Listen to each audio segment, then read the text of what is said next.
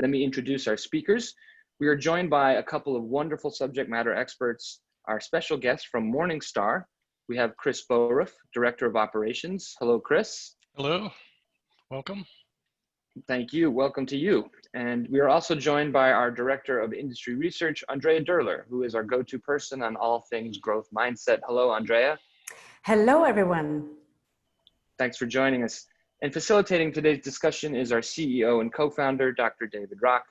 David, are you there? Yep. Thanks, Gabe. Good to be here with you. Thanks very much for kicking us off. I know you'll be in the background with us. Thanks, Gabe. And Chris, thanks for joining us. And Andrea, great to be with you. I know growth mindset's a passion for you. You've been working on this, and for you as well, Chris. Just to kind of kick off and firstly, welcome to everyone.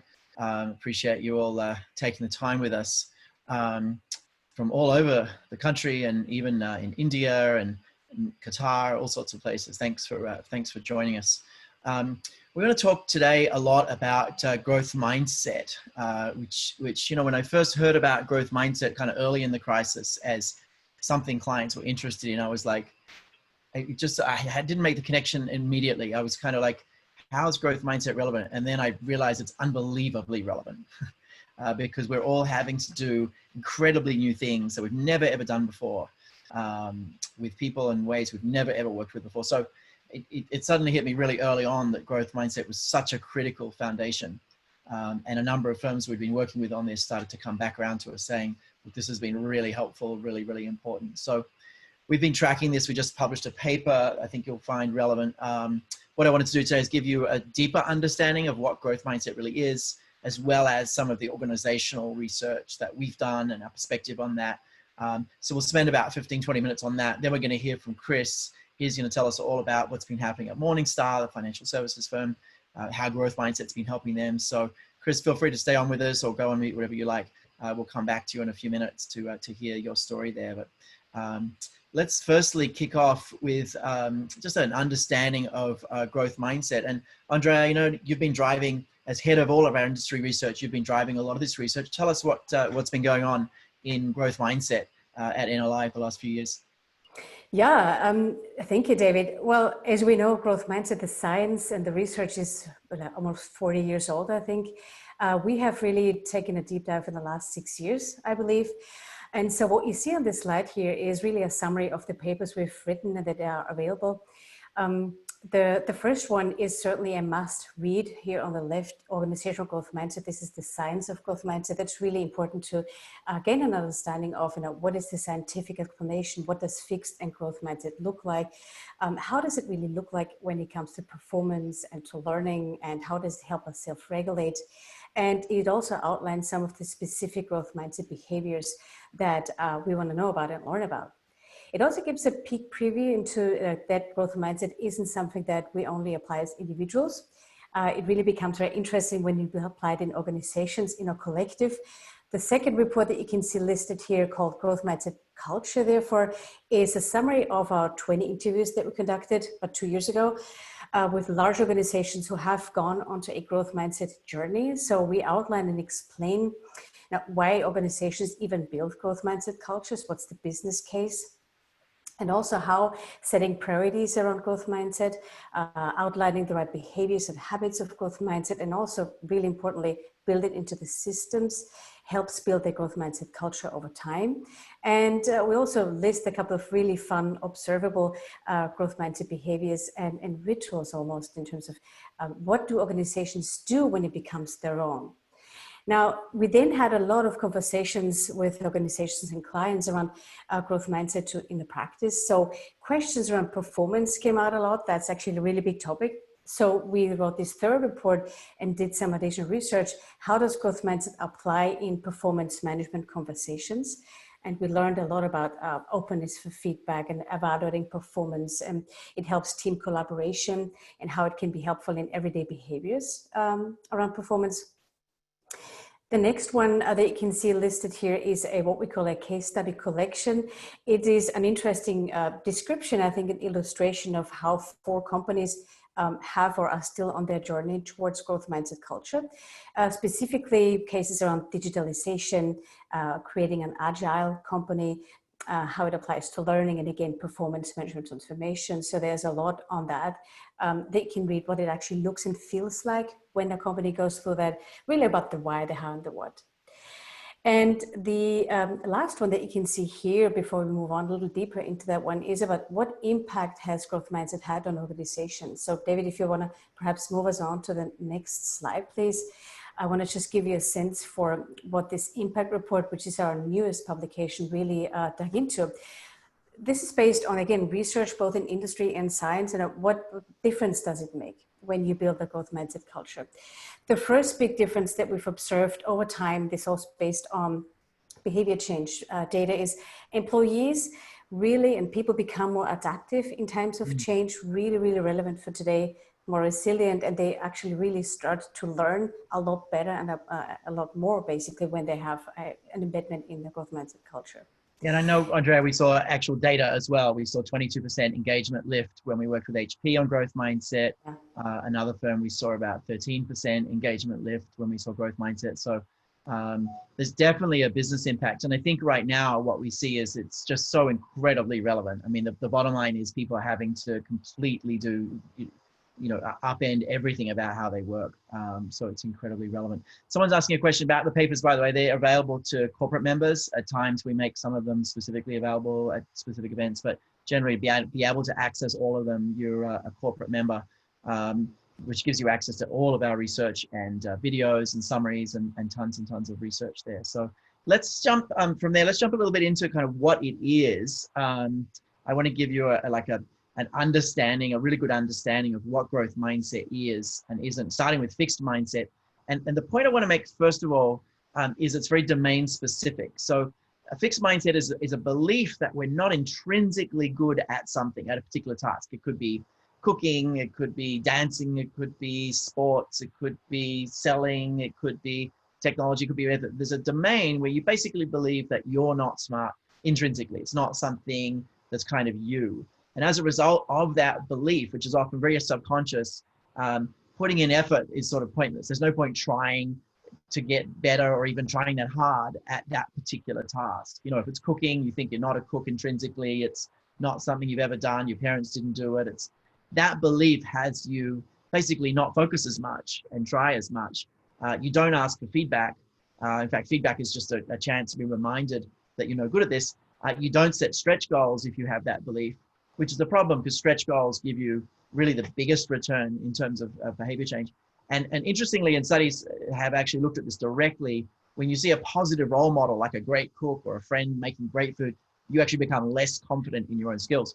So it's this strange thing that just from this one belief that you're intrinsically not good at this, like it impacts all this stuff. Like you don't try as hard, you don't like feedback, you don't set goals, you don't learn from others. Like it's really upstream from kind of everything you might try and do. So if you run like a learning function in an organization, you know, if people have a fixed mindset, it's almost like everything else you do doesn't matter, because it doesn't matter if you give them coaches, doesn't matter if you give them training, doesn't matter if you give them great content. If they have a fixed mindset on this issue, it's landing on kind of deaf ears, as they say.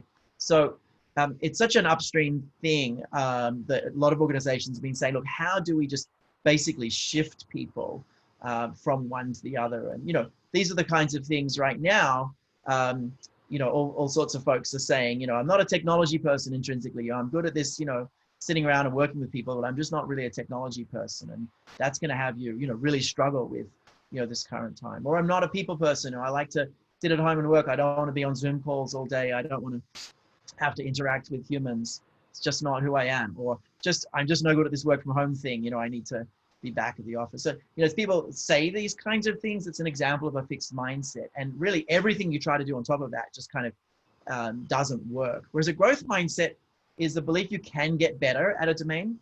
You know that you've got to put in work, you know, feedback helps, you know, stretch goals help, and you actually like to learn from others. It's an opportunity. So it's this really weird thing that, you know, when I first looked at mindset, I was like, isn't it just like this philosophy that doesn't matter? But it's actually it's almost like a switch that's upstream of everything you want to do in learning. So most of the organizations we're doing leadership development with, including Microsoft, HP, Morningstar, many others, it's like one of the foundations of leadership development. Before we even teach anything, we'll kind of start with growth mindset. And nowadays, in the diversity and inclusion space, you know, we're often starting with growth mindset because it's creating this willingness to actually, you know, maintain an open mind and learn from others and, you know, and really learn overall. So here's a good summary of it. You know, fixed mindset is you're trying to look good. You know, you don't think you're good at it, so you try to look good as opposed to try to get better. You're trying to prove your value as opposed to improve. You're trying to be better than others as opposed to being better than yourself, kind of playing against yourself. So it's really, you know, I think these summarize it very powerfully, especially look good versus get better always really catches it for me. You know, which one are you trying to do? Look good or are you trying to get better? So as we think about this, you know, we're in the habit activation business at NLI. We're in the business of creating real change. And Andrea and team will be publishing some research soon on this framework. We've done some big research. It's underway at the moment. But, you know, one of the big things is like hardly any change initiatives succeed. And the main reason is people don't actually build the right habits the right way. This is something we keep coming back to, and we're seeing in new data again. So, you know, what are the right habits for growth mindset? There's a meta habit that is relatively easy to learn and teach and does give you some return, although there are 3 specific habits that go a lot deeper and we focus more on those. But this meta habit is super powerful. It's basically add yet. You know, I'm no good at this work from home thing. Maybe I'm just no good at this yet. You know, I'm no good at this juggling, you know, so much stuff. Well, you're just no good at it yet. So adding yet is this kind of meta habit where you notice a fixed mindset and you add, you know, this word and you're shifting yourself to this perspective. So that's kind of high level, but then the 3 core habits, there's a lot more science in this. I'll slow down a little bit more, but the 3 core habits are really important. You know, one of them is we actually need to be reminded to experiment.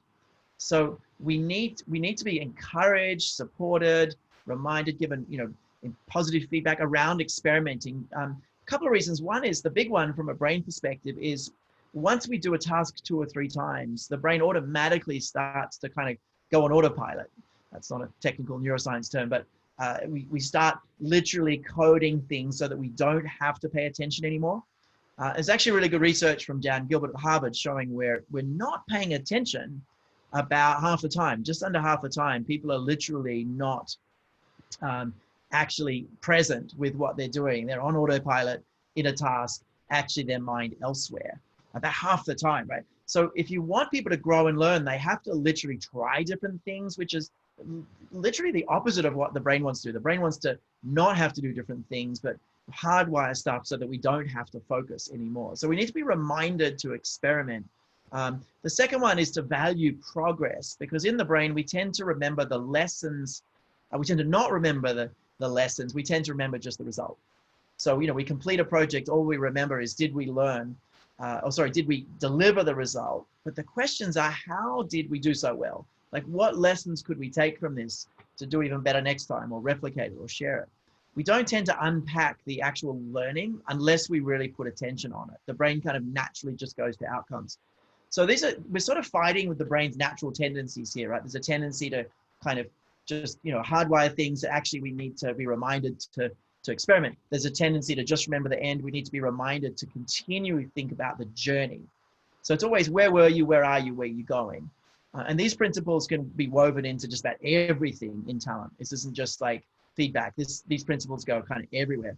And then the third big one, and this is fascinating, is really actively learn from others, like really, really actively learn from others. And it turns out there's research on this. It's not just that we have big blind spots. Literally, other people know our skills, abilities, and potential better than we do.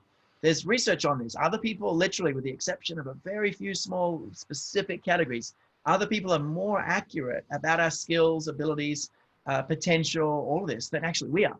So, you know, as well as blind spots, like we want to learn, we want to grow, and without like that real input from others, we're just not going to get it. So the brain doesn't sort of automatically process this way. So these are 3 habits. Now at NLI, we're in the habit activation business. What we know is we need to build habits one at a time. They need a lot of attention. The more people working on them, the better. And this is the way we think about this is ideally like really building these across large numbers of people, kind of all at once, but one habit at a time. So this is the way we think about it. And, you know, we also know that habits are a big piece, but also systems really matter. This is the paper Andrea was mentioning before, the IDEA report. So, we did distinguish a whole series of kind of rituals that companies were putting in place, as well as the specific systems that are actually developing a growth mindset culture. So do you want to add a couple of comments there, Andrea, before we change gears there? Yeah, I'd love to. So the rituals are really interesting. I have a few fun examples there. A company, for example, in order to show how often asking for feedback, for example, is a really important behavior that we wanted to drive when it comes to growth mindset. Because if I'm ready to ask somebody for feedback, I'm open for feedback, that means also it can help me learn. So one of the companies we spoke to has started to wear wristbands in different colors, yellow, green, and red, to indicate for people in the office at the time pre-COVID. Yes, I have asked for feedback in recent days, or haven't so much. So really, this is one way that we found organizations make it their own. The other one that I really like is companies are starting to talk more about failure and mistakes and how important they are, which is totally in line with growth mindset for learning. And so we have heard of failure Fridays and mistake Mondays, where leaders starting to talk about what didn't go so well in the last week or month, and to really discuss and be very transparent about mistakes are okay if we learn from them. So lots of information that you can find in this report for that. The last bit I want to highlight here, David, it was really interesting to me as an industry analyst, was about what talent systems can organizations really also create and design in a way that it reflects growth mindset. And leadership development and learning is an obvious one. Performance management is the other one. But we found that companies changed their talent review processes. They changed the way they have career conversations. So all sorts of systematic ways in which organizations can build growth mindset into the culture over time. So these are the two things worth of highlight, I think, in this report. Fantastic. Yeah, thanks very much. So, I mean, certainly there's a lot of, information about growth mindset out there, and it is relatively easy just to say, oh, well, we're going to teach growth mindset. What I find with organizations who are trying to do this themselves is they're able to get the sort of meta habit going and get some awareness of growth mindset. They're sort of able to make it, basically a priority.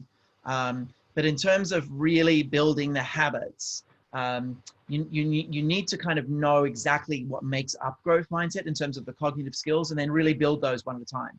So getting into the practice at a team level of experimenting, like really weaving that into your team practices, that takes like some time, and just focusing on that, then really getting into the practice of focusing on progress, not just outcomes. Again, that really takes some practice. So we looked at at those, critical habits. And then how do you learn those one at a time? And that's really how you embed a growth mindset culture. And when we've been able to do it that way, which we've done many, many times, you actually get profound change in the mindset people have. So watch out for just like, oh yeah, we can do a quick webinar on growth mindset, everyone's got it. No, it's really a big mindset shift, but it's one that when you get it is, very, very powerful. So anyway, with all that in mind, growth mindset's incredibly relevant right now, in so many different ways. Let's go to Chris. Chris, you want to come back on and talk about growth mindset at Morningstar, what you guys have been through. I know we wrote a piece together about kind of what you've been up to. Maybe someone can put that in the chat from my team. But thanks for joining us, Chris. And tell us, first of all, I guess, tell us some of the basics on Morningstar, so people sort of have some context of size and shape and what you guys do. Yeah, sure. Thanks, David. So Morningstar is an independent investment research firm. We're global in nature. Our headquarters are here in Chicago, but we operate in 27 different countries currently, and about 7,500 employees across those locations. So you could probably call us a medium-sized firm. I will add, just to sort of make the connection to growth mindset, that we, at our very core, at the very heart of Morningstar, are a bunch of investment analysts. And almost by nature, those analysts are sort of come from this place of wanting to know more, wanting to learn, sort of accepting their own limitations or their own lack of information, and through data analysis, asking questions, etc. They build a hypothesis or perspective on the investment landscape out there. And I think that, for us anyway, creates a very nice foundation for this notion of growth mindset. We tend to approach the world from a place of Socratic ignorance, with a belief that we need to learn more, and and through curiosity, through questions, through learning, through understanding, we grow and and develop our perspective on the investment world. Right. I mean, I know we've worked with some other investment firms and hedge funds and whatnot. I mean, the passion is to learn, like, where's the alpha? Like, how do I get there? It's a very strong, learning culture. In the Army, it's kind of learn or die. In the investment community, it's kind of learn or get fired. Because it's a really tough space, and there's so much data out there to learn from as well. Yeah. So tell us about your journey with growth mindset. How did it come about at Morningstar, and kind of what, how was it received? Tell us a little bit about the journey. Yeah. So my comment just there was really to suggest that we have a good foundation for that, sort of being an accepted way of thinking and an accepted set of behaviors. So maybe unlike some other organizations, we're a little bit more primed to sort of lead into that world. We've done a few things. So we worked with NLI recently to build this set of commitments that was really intended to guide behaviors. So we have a mission, we have strategy, we have corporate values, but particularly in helping new people who join the organization understand what that means from an actual behavior standpoint, we built this commitments framework that helps to describe some of these things. And a very important layer of that framework is this notion, we call it create the future, and you may have a slide that you wanted to share here, but embedded within that is very much this notion of growth mindset. We even call out things like experiment to grow as one of the habits that we espouse. So sort of through this top-down messaging, we're really encouraging people and giving them the freedom to think in a growth-minded sort of way. Yeah, no, it's interesting. I'm seeing a couple of questions come in. Just just to go back one step, and I'll come to this on the feedback question. Perhaps my team can put some of the posts we've done on feedback. There's a strategy and business article on. There's a couple actually on rethinking feedback. We do have some issues with that HBR article on feedback. There's some real issues with the science in that. So I just don't. Someone posted that in there. I just don't want you guys to think that that's something that we endorse. In fact, we debated whether to write a big rebuttal to that paper, but decided not to cause a lot of issue and sort of noise. But we certainly don't ascribe to that HBR paper on feedback. A lot of issues, but we've done a ton of research on feedback, and growth mindset is kind of upstream from it, in that if you have a growth mindset, you're so much more likely not just to accept feedback, but to ask for it and then process it well. It literally impacts the brain differently. It's fantastic. So so Chris, back to this framework. I know we wove in the growth mindset aspects into the actual framework, which we've done a bit. So experiment to grow, embrace new perspectives, in the build bridges. So there's a number of elements that are kind of woven in here. What kind of impact did it have, like teaching folks about growth mindset? What did you see when leaders kind of learned about this? What were some of the things you saw? Yeah, I think like anything, it's one of those things that really takes time to embed. But the examples that I've seen in recent times are where leaders are really starting to model some of these behaviors, and of course that's really important then to getting the masses to accept those as well. We've done a lot really over the recent years to build in more formalized feedback mechanisms. So like a lot of companies, we've established a regular cadence of pulse surveys, and I call them pulse surveys, but they probably don't quite fit the actual definition, because our surveys tend to be fairly long as opposed to Right. 3 to 5 kinds of questions. But on a regular quarterly basis, we're gathering information from our colleagues around the world on some recurring themes that we want to track sort of as metrics and hopefully show progress over. But each quarter as we run this survey, we're always including and exploring new ideas as well, things that are maybe sort of one-time topical in nature, or relating to some sort of current event and so forth. And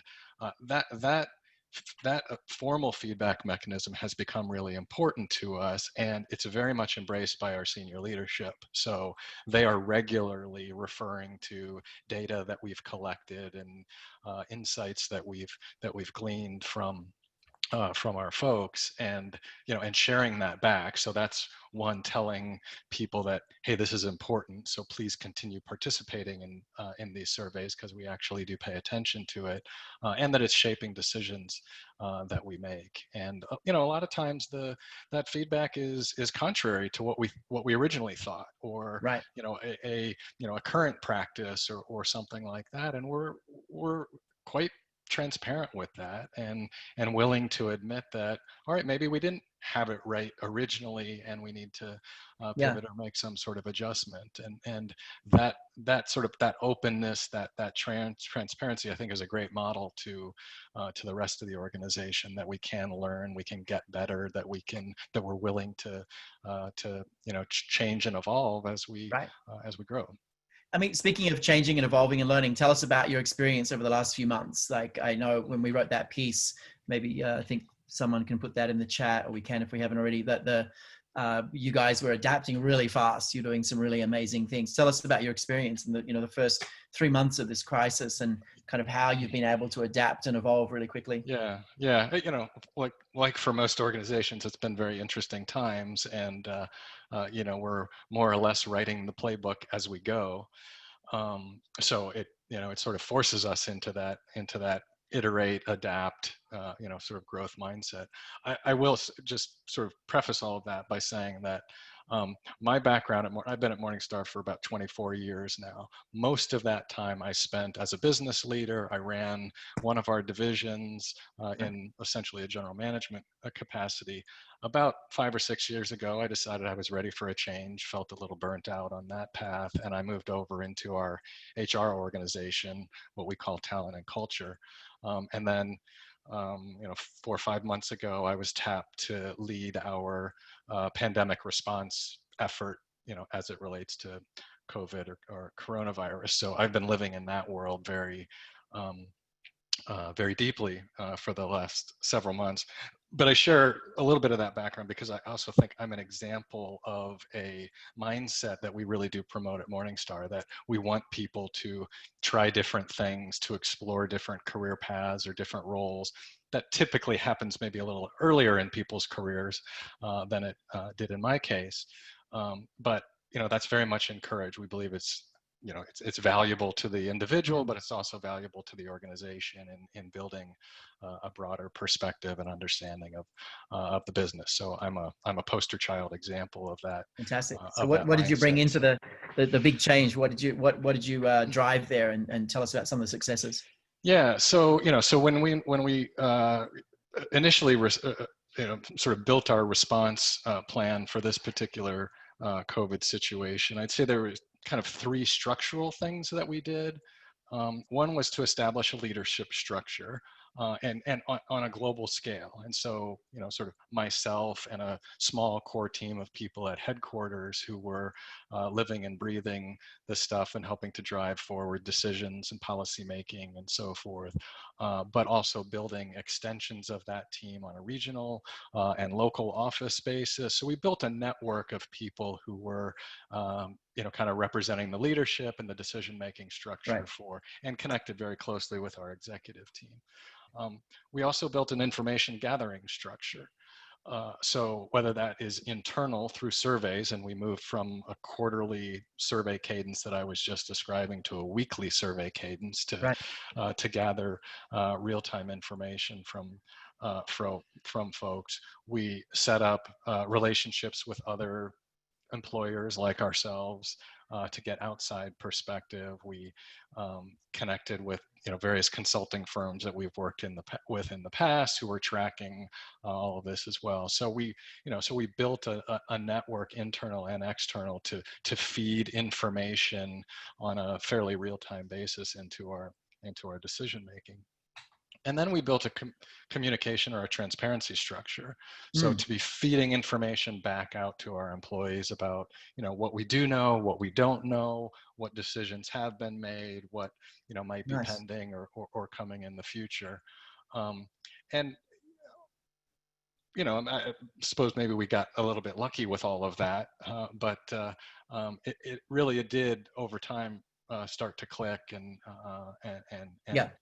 be very effective. I know we've shared with you the other thing that we did or activity that we undertook was really sort of an empathy effort, if you will, of making sure that we had people, and largely through our HR business partners, who were there ready to connect on an individual basis with individuals that were struggling, whether they're struggling from just kind of a stress of sort of fear of health concerns, or as we move to a work from home structure, challenges working from home, adapting to that model, dealing with family or kids or other distractions that might be. But we have put people in place to respond on a very one-on-one basis and say, hey, we're here to help out. Even if just talking to you and, and sort of talking about the challenges or sharing information and No, it's great ideas. because I hear 4 different architectures you've put in. I'm curious kind of how quickly we're able to execute that, but there's a leadership architecture, then there's an information gathering architecture, then there's an information sharing architecture, then there's a caring architecture as well. That's a lot to kind of put in place. How quickly were you able to do that? And is it still in place now? It happened fairly quickly, but certainly not all at once. And again, it was something that we continually iterate on and try to improve or evolve as the needs have changed throughout the crisis. So I would say, after a month or so of really formalizing a response effort, we had at least parts of all of those pieces in place, and we've made them better over time, sort of to the point of growth mindset. We didn't do it once and figured that was perfect and the right answer in all cases. We've had to improve and adapt on those.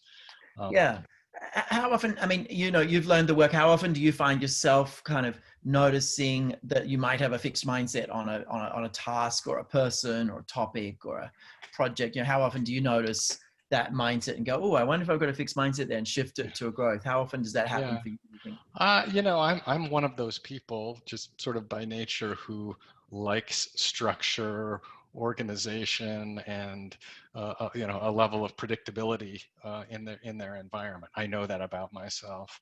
Right. So my bias tends to move in that direction, and want to say, okay, here it is, it's set, now we just need to run with it, and I don't have to pay as much attention or babysit that over time. The interesting thing about the pandemic is it hasn't allowed us to do that. Right, because it has been a constant change and evolution and kind of dealing with the phases of this. There was a period of time as we were all sort of moving into the pandemic, and for many companies like Morningstar, moving into a work from home model. So there was very much a transition in period that was very chaotic and very reactive, and trying to solve that set of problems as quickly as we could.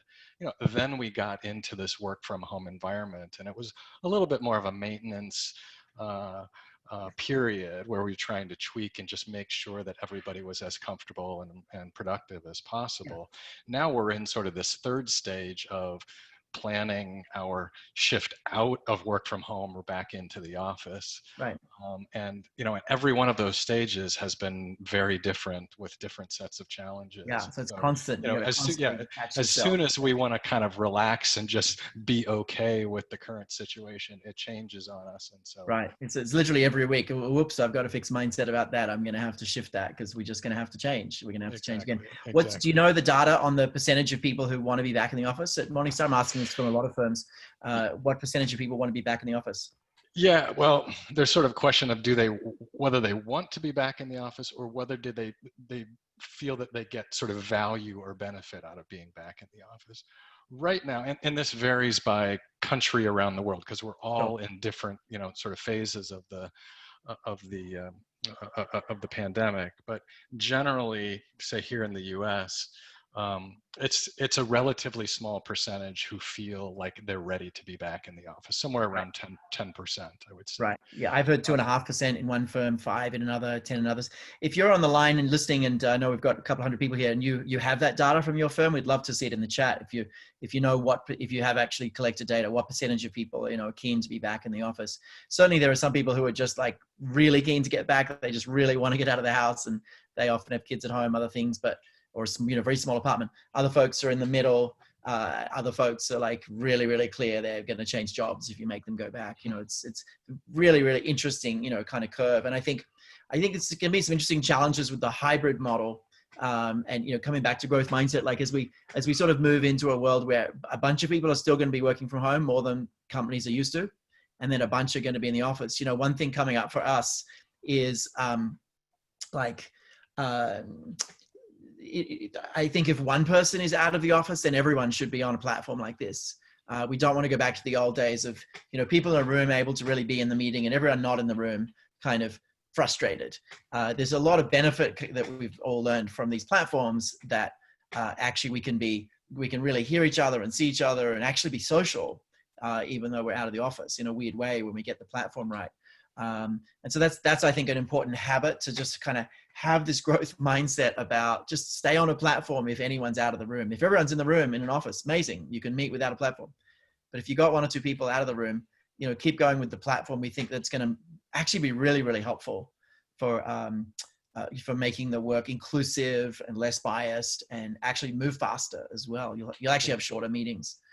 In that format. And we've received a lot of those same comments. So we had pre-COVID a relatively small handful of full-time telecommuters.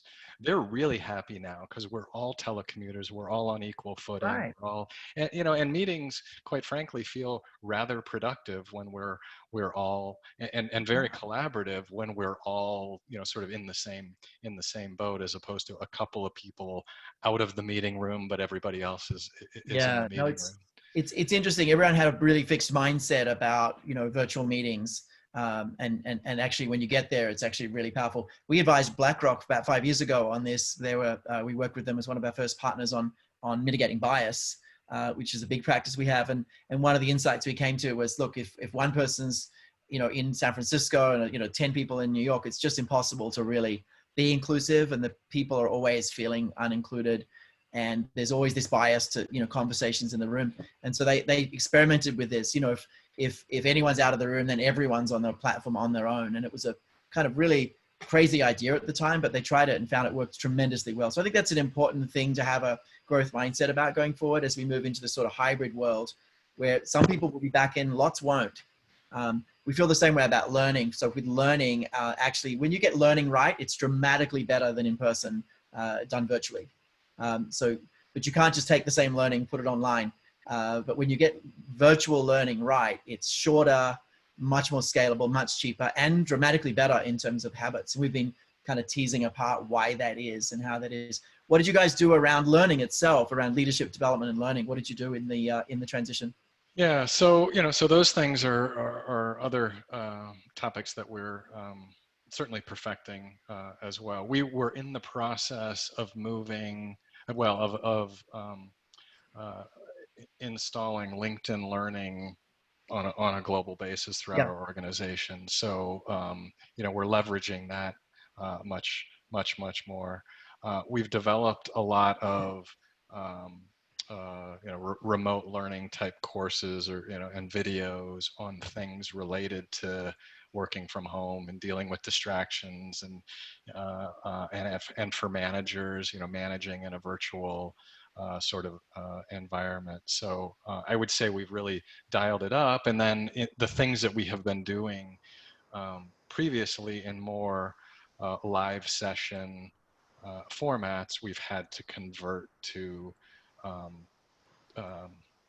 virtual, but still instructor-led or live-led type classes. So there's been some adaptation there, but by and large, just as we were talking about meetings, those can be done quite effectively in a remote I'm pulling this environment. apart at the moment, and it's fascinating. I'm still at the early stages of the research, but I'll just share with you and everyone some of the early notes. People are taking kind of, say, a half-day classroom and basically making it a 3 or 4 hour Zoom, and it's crazy in the learning space. And you're taking sort of something that's not very good and making it much, much worse. Whereas when you go virtual, you can actually make it much, much better. And we've been looking at, say, a half-day or one-day classroom, and looking at like the tonnage of attention people pay, how long they pay it for, how many actions they take, and comparing that to, say, splitting it into 3 1-hour sessions over, say, 3 weeks. And I'm looking at the math at the moment and playing with it. But basically, when it comes to the amount of actions people take as a result of the learning, it's about 6 times more when you split it into 3 1-hour sessions than do it all in a block. Literally 6 times more the actions people take as a result of the learning, which is amazing, right? That also the amount of time they spend focusing on the learning as a result of the learning, also about 6 times, more than 6 times greater. Not 60%, 6 times, like 600%, just by basically splitting into 3 1-hour sessions. But everyone has this bias, and it's actually a fixed mindset. Everyone has this bias that, well, if we split it out into 3 weeks, we'll lose people. And it turns out that's correct. You will lose people, about 10% of people, but actually not that many. If you do it right, build a good program, you won't lose that many more people. But everyone has a safety bias around that and a fixed mindset, like, oh, we're going to lose all these people. But they're not accounting for actually what you gain. And you gain literally like a 6 times increase in the amount of action people take from the learning, as well as all these other things. So, we've been like really studying the kind of real data on this at the moment. We're not ready to publish something yet, but that's some of the early findings that we're seeing. It's quite remarkable. So my encouragement to you and everyone is, think about the opportunity of this crisis where learning virtually is going to be the mainstay for a long time. It's going to be a big part of the culture, including deep leadership programs, which can also work this way. And think about using the opportunity to make the programs massively better rather than just kind of cut and paste, what you have in there, which will tend to make them worse. So that's something that we're seeing. So yeah, Chris, any kind of other, like, as you're thinking about what's next for you guys and what's coming up, what do you think the organization's going to be kind of grappling with? Where do you think the organization will need a growth mindset kind of going forward? Yeah. I think, speaking of the transition back to office, I think there's a lot of green space there for possibilities. So, the one is, and we're wrestling with this internally, is to what extent is this something that we want to make more permanent, sort of this location flexibility of work, and what is the role of the office?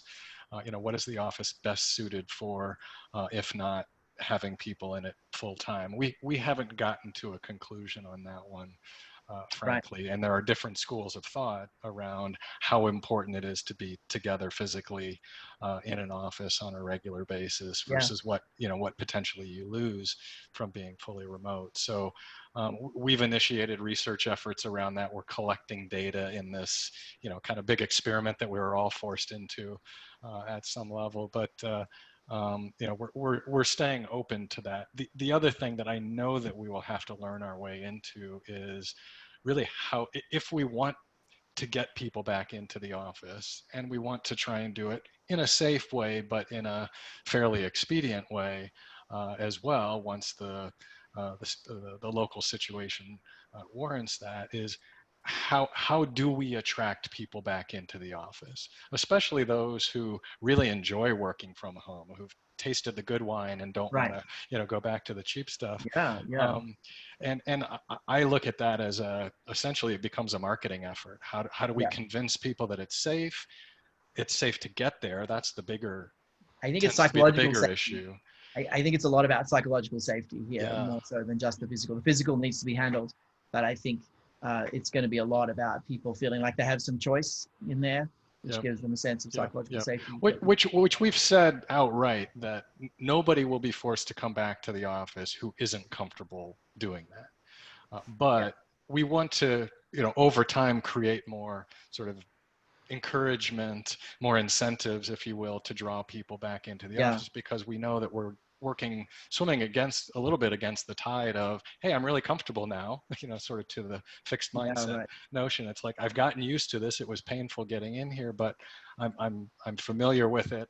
I probably like it at some level. Why do I want to change again? Right, yeah, exactly. And the answer might be maybe you don't want people to change. So we're researching this exact thing at the moment. We're doing analysis of our own data, other companies' data, and also all the industry data we can see to develop a point of view. Because a lot of firms and CEOs are thinking like, should I force people back to the office, or like, actually, isn't it better? I mean, our early data on this pre-COVID was that actually people get about a day a week of productivity when they can work at home.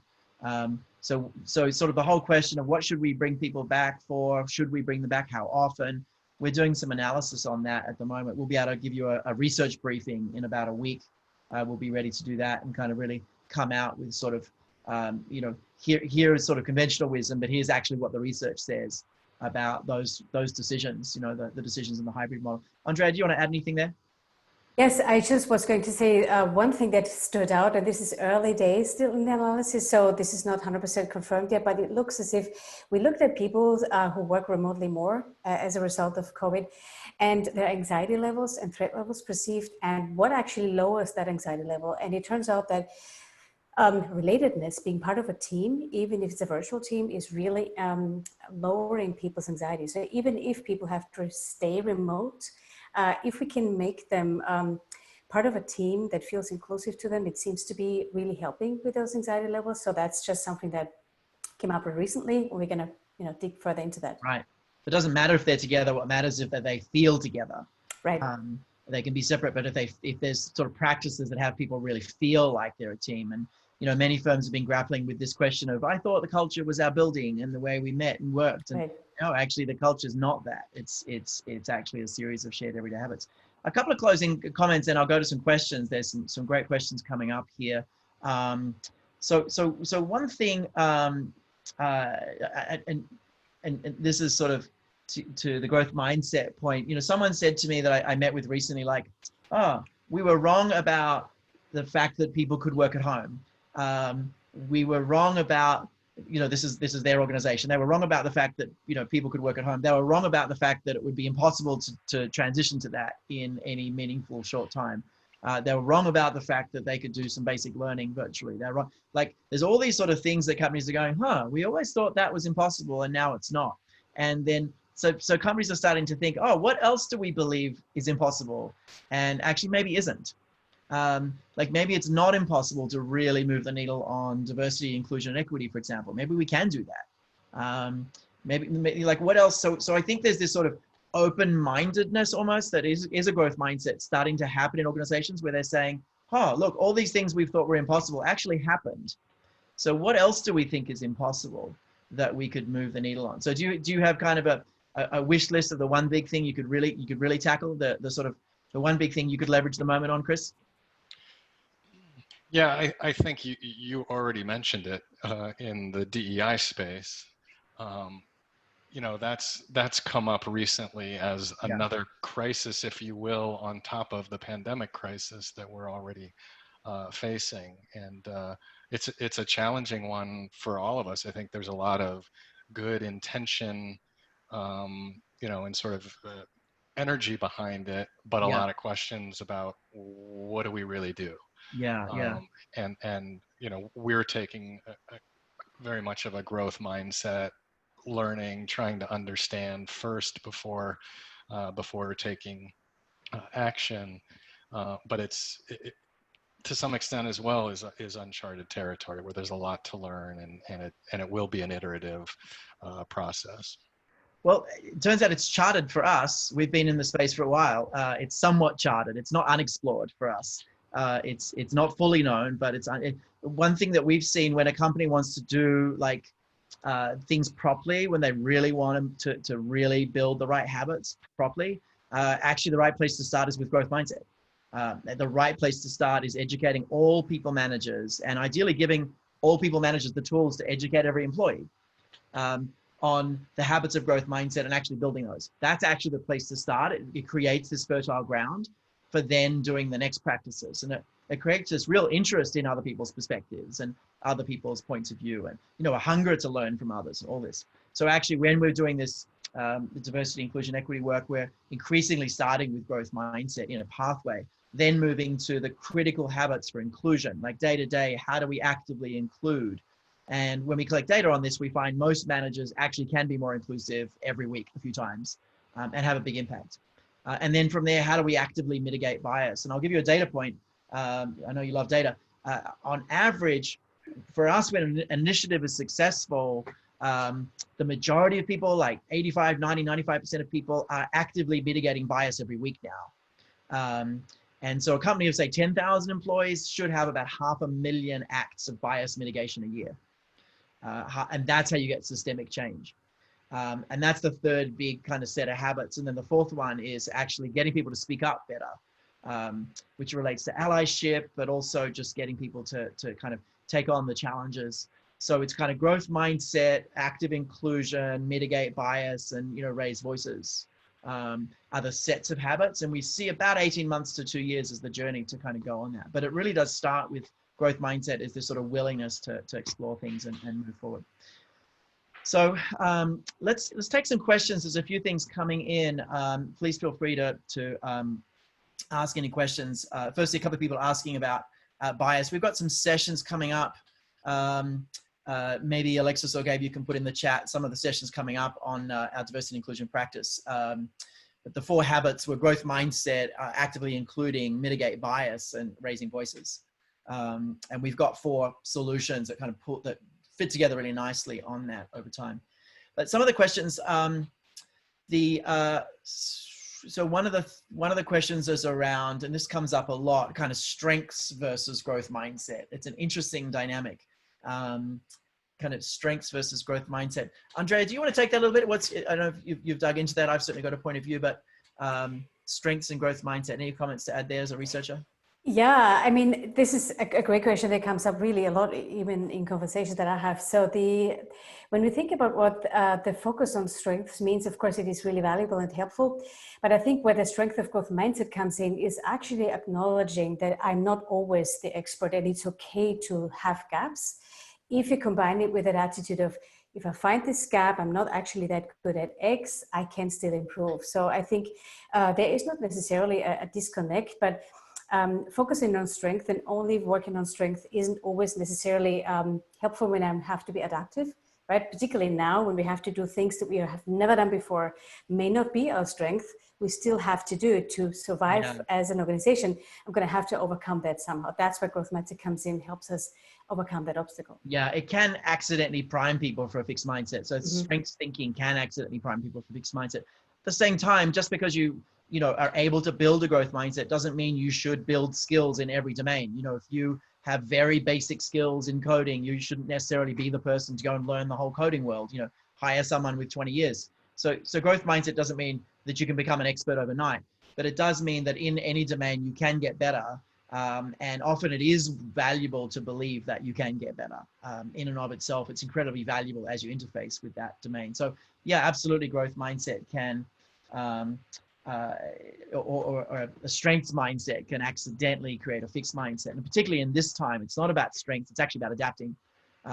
It's much more about collaborating and adapting and being, extremely agile in the moment, kind of seeing what's happening and responding. The other quick comment there around reflection, it's very interesting. I mean, growth mindset is about valuing reflection. And so we talk about in that middle habit of value progress, every time you debrief on something, start with where were you, where are you now, where are you going?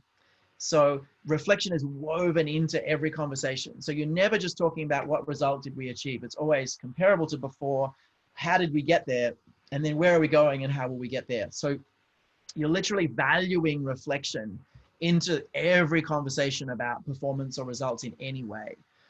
So it's kind of a philosophy that learning matters, and the way to learn is to reflect. The outcome from reflection is insight. Insight creates action. Actions create new habits there. So those David, are the Audie asked at the very beginning, I thought that's really interesting, goes back to the roots of NLI. How does growth mindset fall into coaching? How do you make that link between coaching and and others? It's we do need to wrap up in a minute, but I mean, they're very close together. Coaching requires a growth mindset. Coaching requires believing, you know, when you're coaching someone, you've got to believe that they can get better.